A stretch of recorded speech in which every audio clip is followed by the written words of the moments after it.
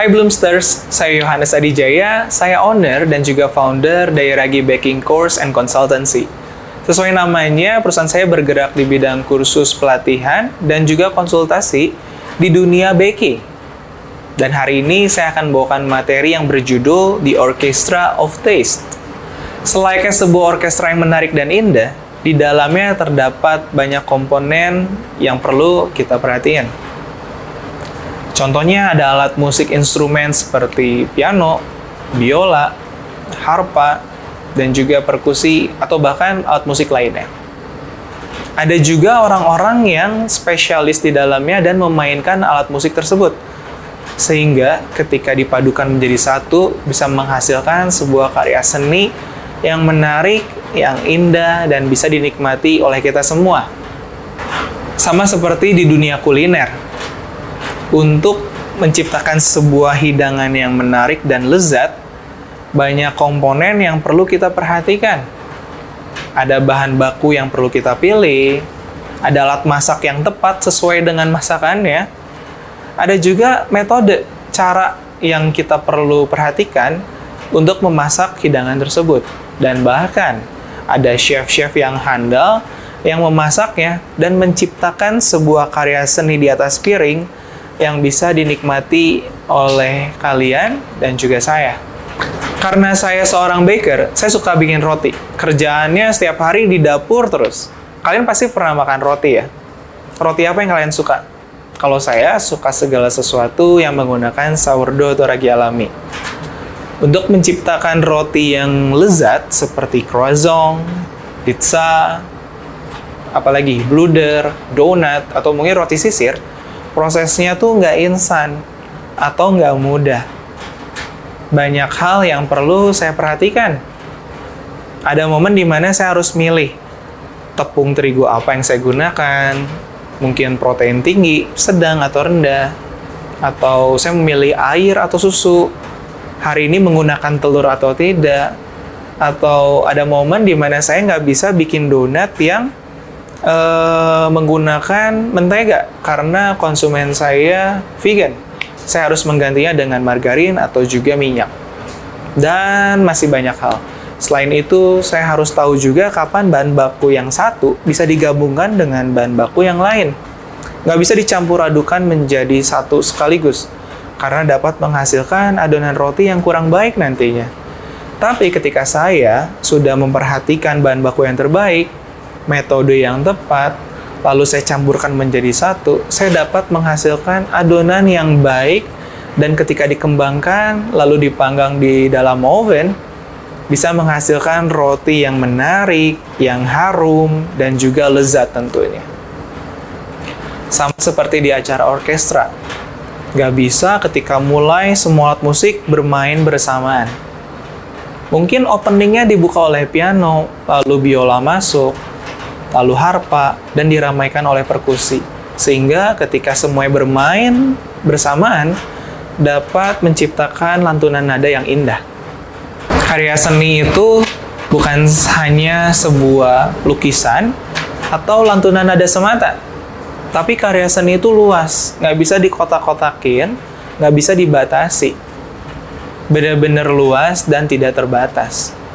Oleh karena itu, ada even bakery-nya atau tokonya sama, bisa menghasilkan produk yang berbeda-beda, bisa menghasilkan bentuk yang berbeda-beda, bisa menghasilkan juga rasa yang berbeda, dan bahkan harga yang berbeda.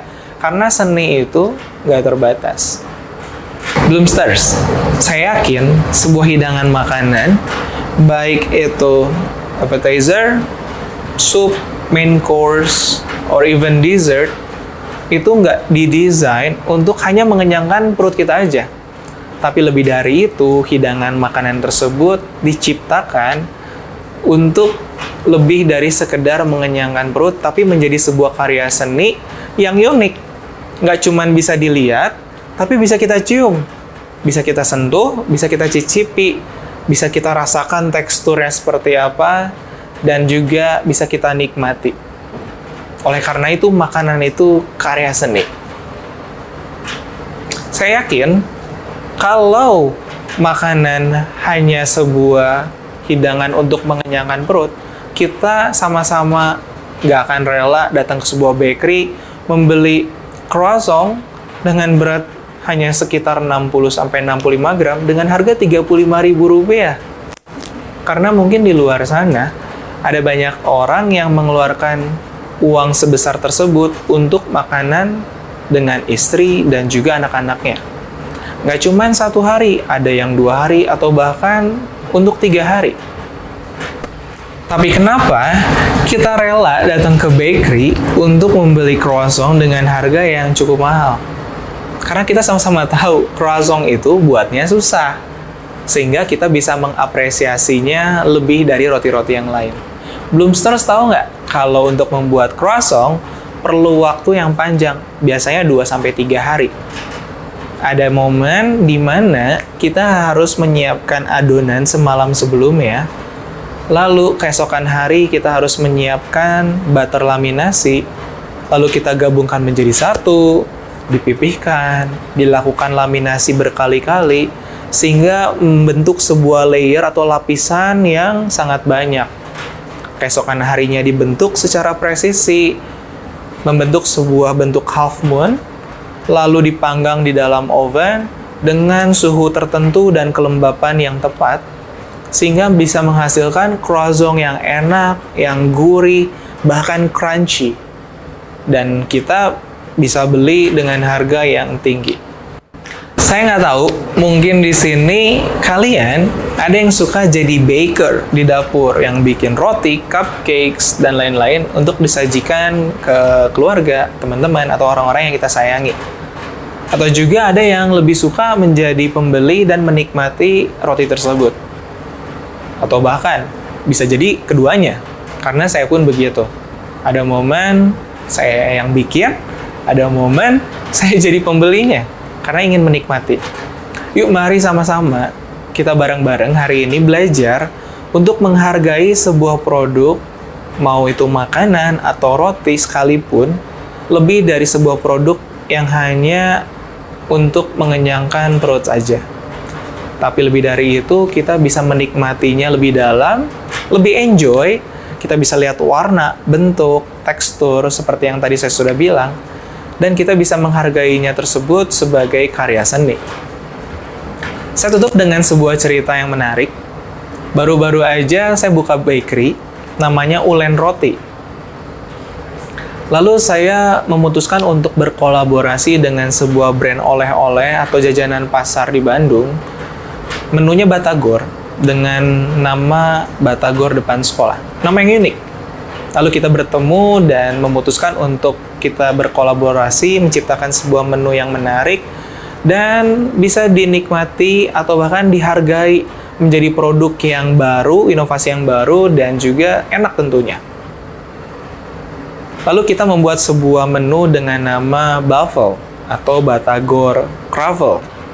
Seperti kita tahu, Croffle lagi booming banget, lagi viral, dicari oleh banyak orang. Karena saya bisa bikin ya, kita memutuskan untuk membuat adonan croissant waffle ini dengan dipadukan oleh adonan Batagor. Lalu kita panggang dan menciptakan menu yang unik, yang harum, teksturnya juga unik, dan bisa mengangkat nama Batagor menjadi sebuah menu yang baru, dari harga yang murah menjadi harga yang mahal. Karena itulah kita benar-benar yakin dan percaya bahwa makanan itu bisa menjadi sebuah karya seni, karena kita bisa meningkatkan value harganya. Sehingga kita pun bisa dibilang sangat berbangga, karena baru-baru aja kita diliput oleh beberapa stasiun TV juga. Karena dianggap menarik, unik, dan bisa menjadi sebuah materi atau konten di acara sebuah TV. Hari ini kita belajar bareng-bareng. Sekali lagi saya ingatkan, mari kita nikmati sebuah hidangan makanan lebih dari biasanya. Dengan begitu, kita bisa menikmati makanan tersebut jauh lebih dalam, jauh lebih nikmat daripada hari-hari kemarin. Saya Yohanes Adijaya, sampai jumpa di lain kesempatan. God bless you all.